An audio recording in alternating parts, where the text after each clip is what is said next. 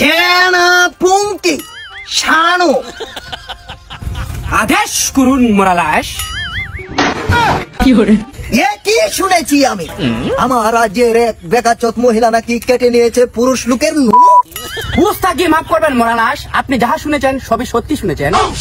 সেই কথা শুনে আমার শরীরের রং ধরেছে কালা।